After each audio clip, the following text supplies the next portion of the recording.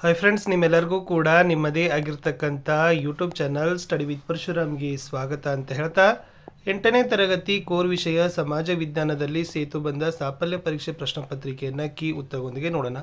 Already 8th ಸ್ಟ್ಯಾಂಡರ್ಡಲ್ಲಿ ನಾನು ಹಿಂದಿ ಹಾಕಿದ್ದೀನಿ. So Kannada ಮತ್ತು SS ಇವಾಗ ಬರ್ತದೆ.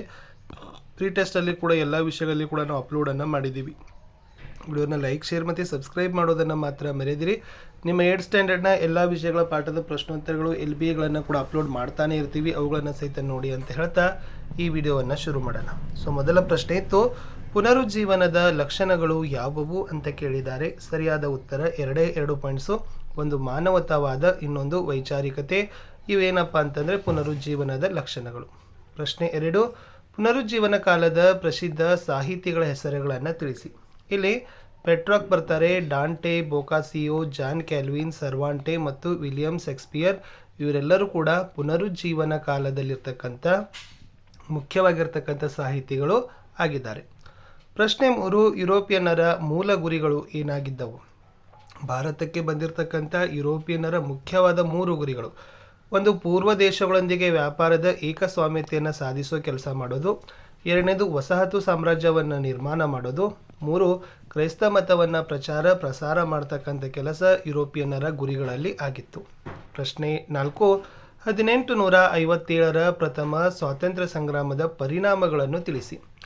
ಮೊದಲನೇದು, ಈ 1857ರ ಪ್ರಥಮ ಸ್ವಾತಂತ್ರ್ಯ ಸಂಗ್ರಾಮ ಭಾರತದ ರಾಜಕೀಯ, ಆರ್ಥಿಕ ಮತ್ತು ಸಾಂಸ್ಕೃತಿಕ ಕ್ಷೇತ್ರಗಳ ಮೇಲೆ ಗಂಭೀರವಾದ ಪರಿಣಾಮ ಬೀರಿತು.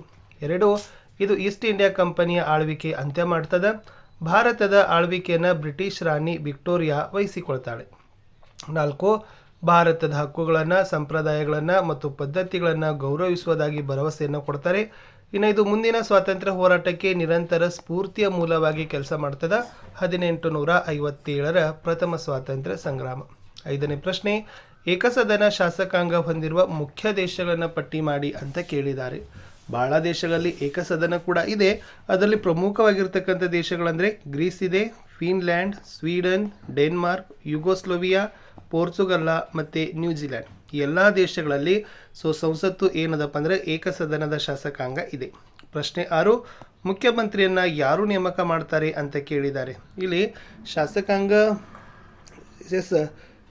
ಒಂದು ಆರಿಸಿರ್ತಕ್ಕಂಥ ಅಂದರೆ ವಿಧಾನಸಭೆಯ ಸದಸ್ಯರ ಒಂದು ಶಾಸಕಾಂಗ ಪಕ್ಷ ಇರ್ತದಲ್ಲ, ಆ ಶಾಸಕಾಂಗದ ನಾಯಕರಾಗಿ ಏನಾಗ್ತಾರಪ್ಪ ಅಂದರೆ ಸರ್ವಾನುಮತದಿಂದ ಸದಸ್ಯರು ಮುಖ್ಯಮಂತ್ರಿಯನ್ನು ಆಯ್ಕೆ ಮಾಡ್ತಾರೆ. ಬಟ್ ಮುಖ್ಯಮಂತ್ರಿಯನ್ನು ನೇಮಕ ಮಾಡ್ತಕ್ಕಂಥವ್ರು ರಾಜ್ಯಪಾಲರೇ ಆಗಿದ್ದಾರೆ. ಪ್ರಶ್ನೆ 7, ಕನ್ನಡದ ಮೊದಲ ರಾಷ್ಟ್ರಕವಿ ಯಾರು ಅಂತ ಕೇಳಿದ್ದಾರೆ. ಕನ್ನಡದ ಮೊದಲ ರಾಷ್ಟ್ರಕವಿ ಅಂತಕ್ಕಂಥ ಹೆಗ್ಗಳಿಕೆ ಬಂದಿರೋದು ಅದು ಗೋವಿಂದ ಪೈ ಅವರಿಗೆ ಅನ್ನೋದು ರೈಟ್ ಆನ್ಸರ್. ಪ್ರಶ್ನೆ 8, ವಿಶ್ವದಲ್ಲಿ ಅಧಿಕ ಅಣುಶಕ್ತಿಯನ್ನು ಉತ್ಪಾದಿಸೋ ದೇಶ ಯಾವುದು ಅಂತ ಕೇಳಿದ್ದಾರೆ. ವಿಶ್ವದಲ್ಲಿ ಅಧಿಕವಾಗಿರ್ತಕ್ಕಂಥ ಅಣುಶಕ್ತಿ, ನ್ಯೂಕ್ಲಿಯರ್ ಪವರ್ ಅಂತ ಕರಿತೀವಲ್ಲ, ಅದು ಉತ್ಪಾದನೆ ಮಾಡುವ ದೇಶ America is the right answer. ಪ್ರಶ್ನೆ 9, ವಿಶ್ವಸಂಸ್ಥೆಯ ಸ್ಥಾಪನೆಗೆ ಪ್ರಮುಖ ಪಾತ್ರ ವಹಿಸಿದ ದೇಶರು ಮತ್ತು ಅವರ ಮುಖ್ಯಸ್ಥರುಗಳನ್ನು ತಿಳಿಸಿ. ಇಲ್ಲಿ 3 ದೇಶದ ನಾಯಕರು, ಮುಖ್ಯಸ್ಥರು ವಿಶ್ವಸಂಸ್ಥೆಯ ಸ್ಥಾಪನೆಗೆ ನಾಂದಿಯಾಗಿದ್ದಾರೆ. ಅದು ಅಮೇರಿಕಾ ದೇಶದ ಪ್ರಧಾನಿ ರೂಸ್ವೆಲ್ಟ, ಬ್ರಿಟಿಷ್ ಪ್ರಧಾನಿ ಚರ್ಚಿಲ್, ರಷ್ಯಾದ ಸರ್ವಾಧಿಕಾರಿ ಸ್ಟಾಲಿನ. ಇವರು 3 ಜನ ಸೇರಿಕೊಂಡು ಏನು ಮಾಡಿದಾರಪ್ಪ ಅಂದರೆ ವಿಶ್ವಸಂಸ್ಥೆಯ ಸ್ಥಾಪನೆಗೆ ರಹದಾರಿಯನ್ನು, ನಾಂದಿಯನ್ನು ಮಾಡಿ ಕೊಟ್ಟಿದ್ದಾರೆ ಅಂತ ಹೇಳಿದರೆ ತಪ್ಪಾಗಲಾರದು. ಮುಂದಿನ ಪ್ರಶ್ನೆ, ವಿಶ್ವಸಂಸ್ಥೆಯಲ್ಲಿ ಸೇವೆ ಸಲ್ಲಿಸಿದ ಪ್ರಮುಖ ಭಾರತೀಯರುಗಳನ್ನು ತಿಳಿಸಿ ಅಂತ ಕೇಳಿದ್ದಾರೆ. ಇಲ್ಲಿ 4 ಜನ ಭಾರತೀಯರಿದ್ದಾರೆ. ಜನರಲ್ KS ತಿಮ್ಮಯ್ಯ ಅವರಿದ್ದಾರೆ, ಡಾಕ್ಟರ್ ನಾಗೇಂದ್ರ ಸಿಂಗ್ ಇದ್ದಾರೆ, ಬೆನಗಲ್ ನರಸಿಂಗರಾವ್ ಇದ್ದಾರೆ, ವಿಜಯಲಕ್ಷ್ಮಿ ಪಂಡಿತ್ ಅವರಿದ್ದಾರೆ. ಇವರು ಮುಖ್ಯವಾಗಿರ್ತಕ್ಕಂಥ ವಿಶ್ವಸಂಸ್ಥೆಯಲ್ಲಿ ಸೇವೆ ಸಲ್ಲಿಸಿರ್ತಕ್ಕಂಥ ಭಾರತೀಯರ ಪಟ್ಟಿಯಲ್ಲಿ ಬರ್ತಾರೆ. ಇಷ್ಟಿತ್ತು 8ನೇ ತರಗತಿಯ ಸಮಾಜ ವಿಜ್ಞಾನದಲ್ಲಿರ್ತಕ್ಕಂಥ ಒಂದು ಸಾಫಲ್ಯ ಪರೀಕ್ಷೆ ಪ್ರಶ್ನೆ ಪತ್ರಿಕೆಯನ್ನು ಕೀ ಉತ್ತರಗಳೊಂದಿಗೆ ಕೊಟ್ಟಿದ್ದೀನಿ. ಇನ್ನು ಪಾಠದ ಪ್ರಶ್ನೋತ್ತರಗಳು ಸುಮಾರು ವಿಡಿಯೋಗಳು ನಿಮಗಾಗಿ ಲೈನಪ್ ಮಾಡ್ತಾನೆ ಇರ್ತೀವಿ. ಅವೆಲ್ಲವುಗಳನ್ನು ನೋಡಿ ಅಂತ ಹೇಳ್ತಾ ಹೆಚ್ಚು ಜನರಿಗೆ ಶೇರ್ ಮಾತ್ರ ಮಾಡಲು ಮರೆಯದಿರಿ. ಬಾಯ್.